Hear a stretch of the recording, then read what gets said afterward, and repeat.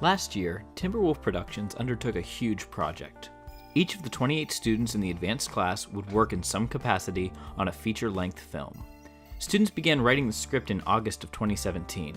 Filming took place from January to June, surviving multiple snow days and an SOL relocation of the studio. Thanks to several students' hard work and dedication through the summer vacation, editing was completed in October of 2018.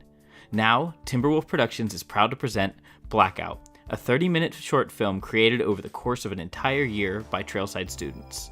Blackout is the biggest project we've ever done and was definitely a lot of work, a lot of fun, and something we're really proud of.